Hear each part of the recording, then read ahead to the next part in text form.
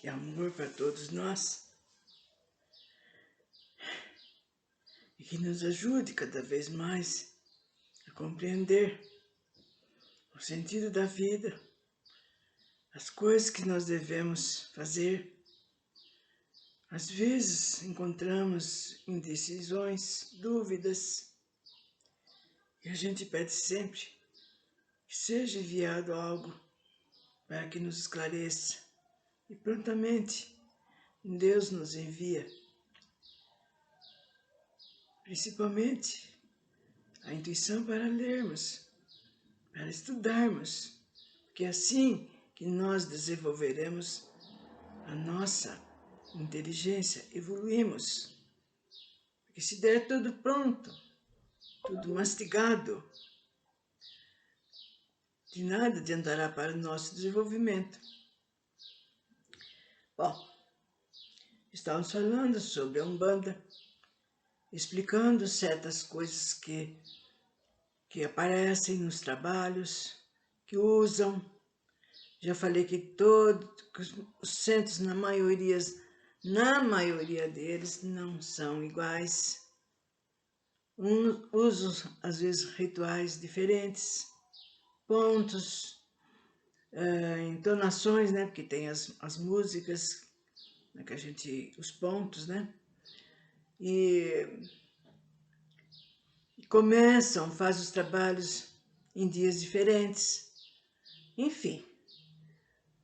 E outros que apresentam outras coisas que naquele que a pessoa foi, não achou, não viu, é diferente.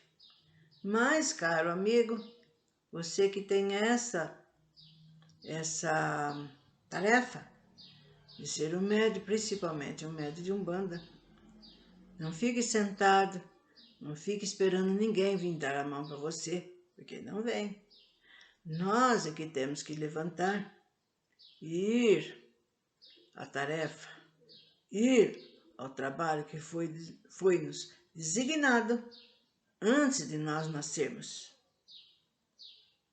Então, antes da gente nascer, a gente tem que ver, será que eu vou aguentar aquilo? Será que eu vou fazer? Será que eu não vou parar no meio?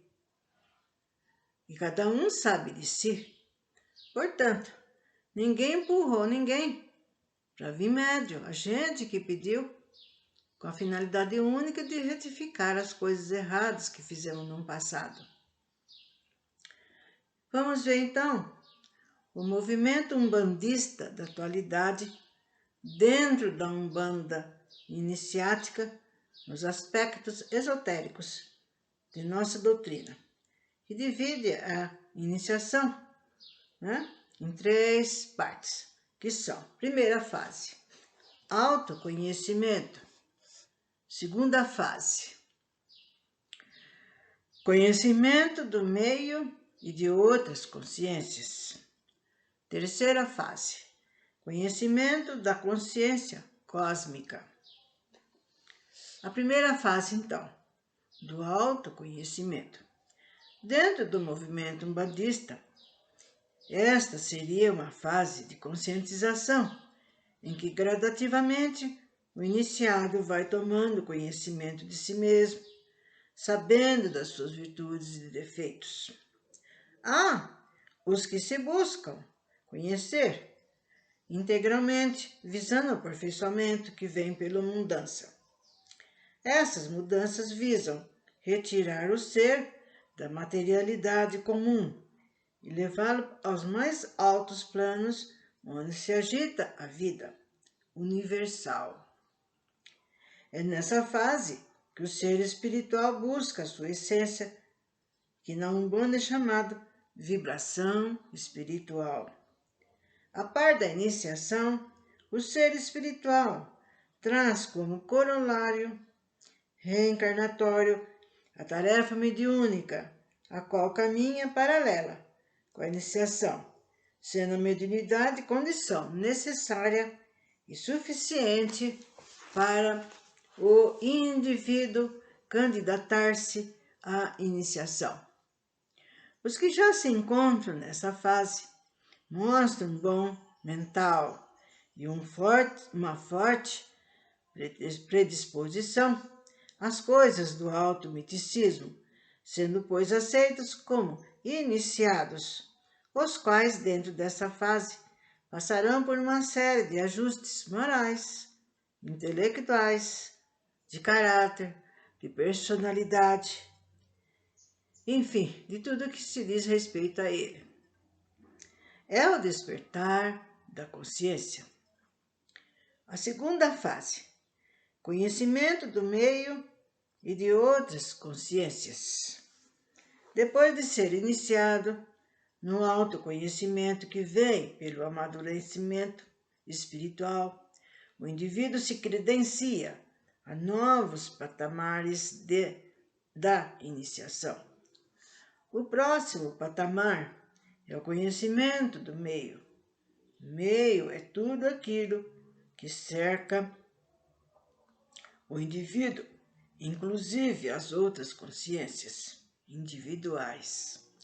É o meio e a própria natureza, com seus reinos e as leis que regem a energia e a vida aqui na Terra. É uma fase de aprendizagem, do aprendizado iniciático, em que os verdadeiros inicianos, os aprendizes em suas raízes das religiões filosóficas, ciências e artes. É a busca de forma consciente da síntese de todas as coisas, inclusive das outras consciências. Se a síntese do conhecimento é importante para o intelecto, só a síntese do entendimento das demais consciências é fato básico para as coisas do coração, criando o sentimento pelo próximo, naquilo em que consubstancia na fraternidade, liberdade e igualdade. Esses iniciados são excelentes veículos das verdades da Umbanda, através do mediunismo que lhe é inerente. Estes estão se preparando para ser sacerdotes e condutores do nosso movimento umbandista e podem alcançar níveis mais altos da iniciação. São aqueles que no futuro serão grandes condutores da Umbanda, nos primeiros 150 anos no terceiro milênio. Porque a Umbanda vai perdurar, viu, gente? Ela vai perdurar mesmo depois que a Terra passar pelos momentos difíceis, né? Então, aí, na hora que a casa já está sendo arrumada novamente, tudo em ordem, então todas as coisas passarão por mudanças muito grandes em tudo. Na educação, saúde, economia, leis, tudo será modificado. E a Umbanda, ela vai continuar como uma religião, como um caminho para o homem. Só que, devo dizer que lá nesta época, deverá tudo ser organizado. Não haverá mais como é aqui, cada lugar faz da sua maneira, da maneira sua, do seu bem pensar. Não, vai ter uma lei, vai ter um caminho, uma organização. E haverá dois tipos de Umbanda, né? Deverá ser, né? Deve ser para aqueles que estão se iniciando, se preparando, e para aqueles que já estão mais firmes, né? Para seguir adiante e ajudar aqueles que viram para atrás. Então, isso no terceiro milênio. Terceira fase, do conhecimento da consciência cósmica. Após o indivíduo ter se iniciado dentro dos conhecimentos relativos ao meio e às demais consciências, dependendo de suas aquisições de ontem e hoje, obediente à lei kármica, poderá ser iniciando da terceira e última fase, qual seja do conhecimento da consciência cósmica. Esta fase poderá também ser chamada de conquista individual ou conquista iniciática, que é relativa ao grau de interpenetração do indivíduo nas coisas do místico, do sagrado, do oculto. Esta fase é transmitida pelas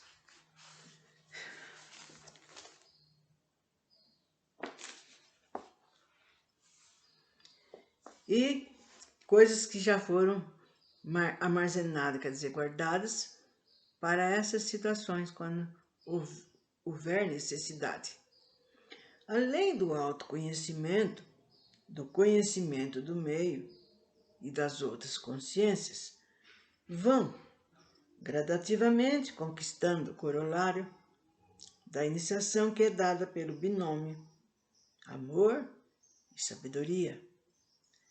Raríssimos são os que atingem este grau iniciático e, quando atingem, são merecidamente chamados cabeças feitas. O iniciado na Umbanda é senhor e, ao mesmo tempo, guardião dos 4 poderes, que compreende a iniciação. Esses 4 poderes são a cruz, a estrela, a espada e a coroa. A cruz é o símbolo sagrado da iniciação pela renúncia, pelo amor, sendo que todo iniciado possui sua cruz cabalística.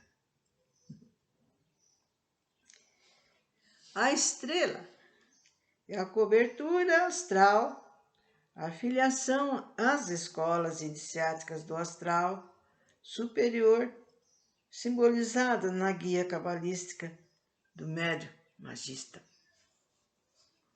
A espada é o poder, é a justiça, são as forças inerentes do iniciado e a justiça que sempre há de prevalecer em seu caminho, simbolizados na espada cabalística, poder atuante. A coroa é o corolário do legítimo médium magista ou mago, o qual é o iniciado diretamente pelo astral superior. É a feitura de cabeça ou iniciação convencional, o encontro com a sua vibração espiritual ou essência espiritual. O dito pai de cabeça simboliza na toalha iniciática completa, com 14 sinais, marcado com sinais da lei da Pemba, inerentes a cada filho de fé. Vocês estão vendo? Tem muito mistério, muita coisa, né? Devagarzinho, nós vamos embebendo esses conhecimentos. Nossa, por que será que usa esse sinal? Para que serve? Então, devagarzinho nós vamos vendo, observando, aprendendo, aonde a gente for trabalhar, onde a gente estiver. Bom, veremos como esses 4 poderes se entrosam dentro das 3 fases da iniciação astral da Umbanda. Só de fato trouxe a outorga iniciativa é que poderá o iniciado. Isso é feito por quem sabe fazê-lo e seja um genuíno.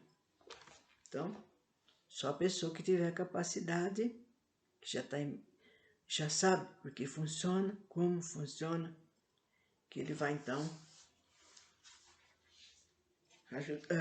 preparar o iniciado. Mestre de iniciação, iniciado diretamente pelos emissários magos do astral superior. Para estes, consiste primeiramente em desbloquear, desinibir, desimpregnar de forma exequível e coordenada dos chakras, de uma maneira geral, iniciando-se, é claro, pelos que atuam de forma fisiológica para depois alcançarmos os que são responsáveis pelo complexo mecanismo psíquico do ser. Todos esses rituais podem ser feitos por quem sabe fazê-los e pelos ditos. Amacis de cabeça. Bom, quem já frequentou alguns terreiros, ele deve ter ouvido: nossa, precisa fazer um amaci. A necessidade de você passar por isso, né? E às vezes a pessoa vai lá, faz, não sabe nem por que está fazendo, mas é bom perguntar qual é o posicionamento, por que faz aquilo. Tudo é bom para o nosso conhecimento, gente. O próprio vocabulário, amaci, já exprime ou expressa sua função. Amaci, lei e natureza, assim. Amaci é o ritual que rege, segundo a lei, a natureza humana. Desperta o consciencial do indivíduo. É a mãe que gera a lei interior. O despertar desses chakras pode, em ordem crescente, seguir a seguinte sequência de ativação: físico, astral e mental. Físico, atuando nas ações e nas realizações. Astral, atuando nos desejos, vontades e no plano afetivo. Mental, atuando nas ideias, no pensamento. E como são feitas estas ativações ou fixações vibratórias no indivíduo que é médio de fato e de direito? Vejamos. Todos sabem que certo tipo de alimentação e mesmo determinados hábitos qualificam o caráter do indivíduo. Assim, uma alimentação sóbria e frugal, desprovida de excesso de carne, faz que os chakras atuem de modo mais ativo. A abolição do uso do álcool, do fumo, a permuta afetiva sexual entre parceiros que se amam também é altamente positivo na ativação do complexo dos chakras. Banhos de ervas, como também defumações corretas, são singulares e portentosos ativadores dos núcleos vibratórios e todo o seu mecanismo até alcançar o corpo físico, dentro dos ditos núcleos ou plexos nervosos. Assim é que o verdadeiro mestre de iniciação oriente seus discípulos sobre as vantagens de saber se alimentar, de saber permutar as várias forças adequadamente, visando conseguir uma ativação completa dos 7 chakras principais, né? Vejamos agora como se processa através dos amacis certas fixações chaves no mediunismo daqueles que realmente são médios e que estão se preparando para receber a verdadeira iniciação. Em verdade, são feitas 7 fixações dentro de rituais de alta magia sobre o ori ou cabeça do iniciado, sendo que a cada fixação, com a devida ativação do núcleo vibratório e projetada sobre uma toalha iniciática. O período ou intervalo entre cada ativação obedece à individualidade do iniciando, sendo que o menor período é de 1 mês e o máximo de 7 meses. O período varia segundo o grau de assimilação vibratória do iniciando, devendo-se ser criterioso no ajuste do período ou intervalo entre uma fixação e outra. Vejamos na lei de Pemba como são os ideogramas, os sinais riscados dos núcleos vibratórios ou chakras. Refere-se também à vibração original e à chave identificadora da identidade, não incorporante, dirigente de toda a linha espiritual. O orixá, chefe de legião ou mediador e das energias que vinculam seus atributos. Então, vocês estão vendo que quanta coisa que nós temos também aprendendo. Não fiquem preocupados, porque essas coisas que estão sendo faladas só depois que o médium já estiver trabalhando, já estiver se firmando com seu guia, os seus guias, ele vai fazendo seus banhinhos, tomando seus passes, né? Seguindo uma vida certa, íntegra, sem vícios, procurando cada vez mais aprender, estudar sobre esse tipo de religião que ele está fazendo parte. Porque senão ficará como muitos que vão nas suas religiões, voltam, e as pessoas acham que porque ele, pelo fato que ela foi, sentou, escutou, pronto. Mas não é por aí, gente. A gente tem que tomar parte naquilo que está sendo ensinado, naquilo que está sendo ofertado, né? E saber, se conduzir, saber. E depois tem outra, né? Às vezes poderá aparecer na própria família desse nosso irmão ou irmã, também outro médico também que vai ser de Umbanda. Aí dele, ele já tem mais conhecimentos e vai passando, vai ensinando, vai mostrando, né? Tem pessoas que têm medo, não há por que ter medo, né? E com isso, vou explicando que essa parte aí do Amaci então é feita com banhos de erva, né? Na cabeça.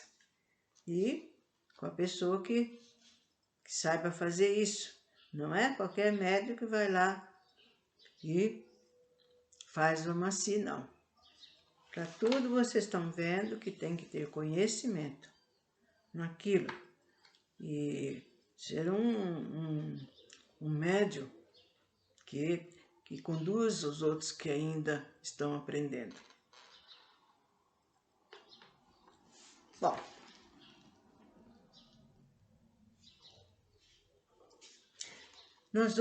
eu vou falar agora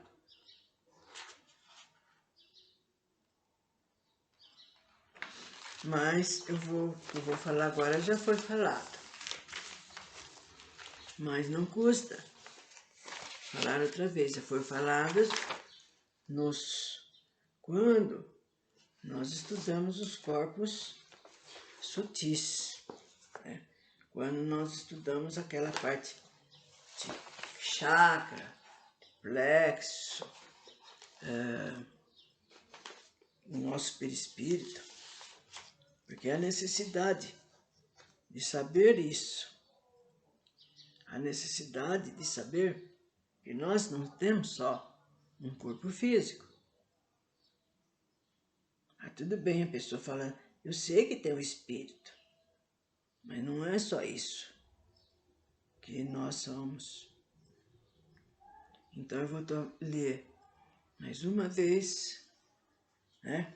Caso a pessoa não tenha lido, nem tenha ouvido falar, porque são muitas muitas gravações e às vezes a pessoa não conseguiu ler, não conseguiu ouvir, não conseguiu acompanhar.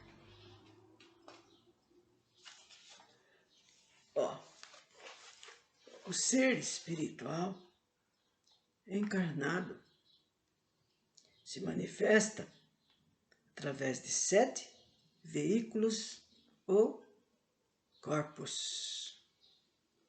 Vejamos quais são estes corpos e quais as suas atribuições. O primeiro veículo é a matriz espiritual.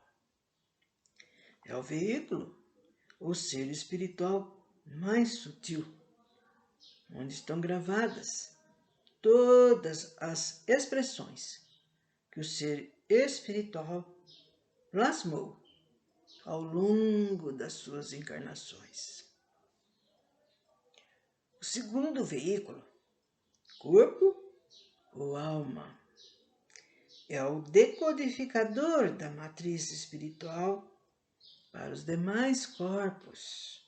É o plasmador da individualidade do ser espiritual.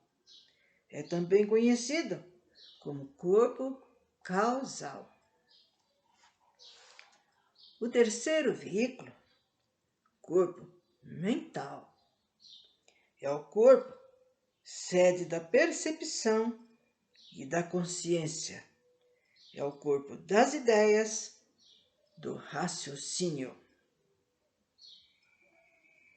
Quarto veículo, corpo astral puro, perispírito. É um veículo essencialmente plástico, obedecendo a sua forma, as informações enviadas pelo corpo mental. É também denominado de matriz astral. O quinto, corpo astral inferior. É o veículo de sustentação do corpo astral puro, sendo também emissor de informações do corpo etérico. É altamente energético em virtude de manter o arranjo e a arquitetura do corpo astral puro, ou seja, do perispírito.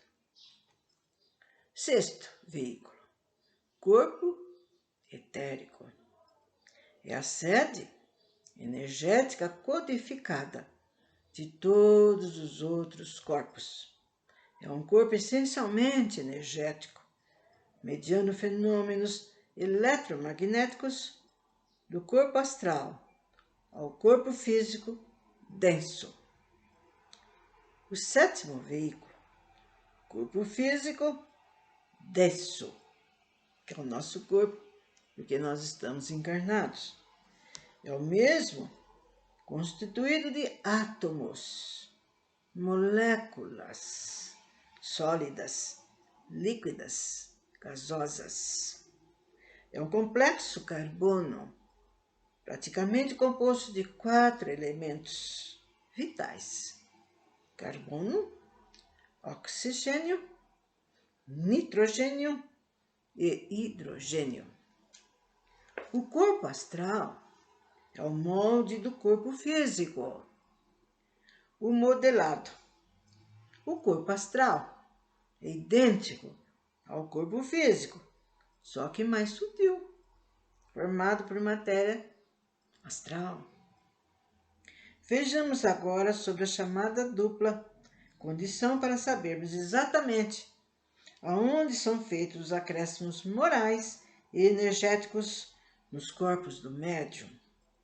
A dupla condição do médium umbandista, ou pelo seu mediunismo, é uma readaptação em seus processos comportamentais e em sua organização astroestérica física, variando de intensidades, sempre de acordo com o grau e a evolução dos médiuns.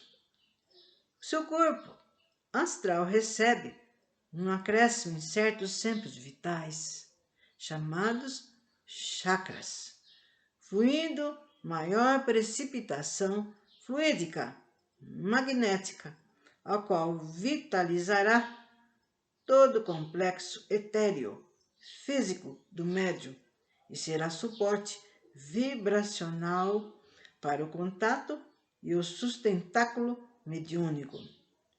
Tais ajustes são fundamentais para que após a ignição o médium consiga manter o seu teor vibracional e mantenha o contato com a entidade astral, evitando o desequilíbrio energético que ocasionam as dúvidas e as oscilações.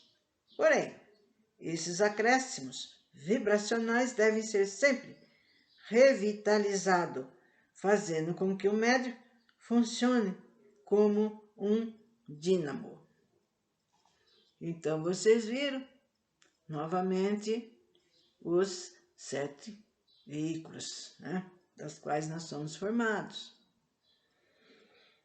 Depois haverá, então, depois falaríamos dos plexos, mas nós já dissemos, tem um assunto só sobre o plexo, né?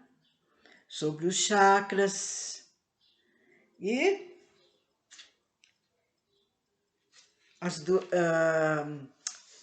isso já foi falado muito tempo atrás, na parte quando nós entramos nos corpos sutis, dos problemas que surgem devido a bloqueios, né, devido a chakras que não funcionam bem, e um socorre o outro, e com isso acaba por todos trabalhando mal.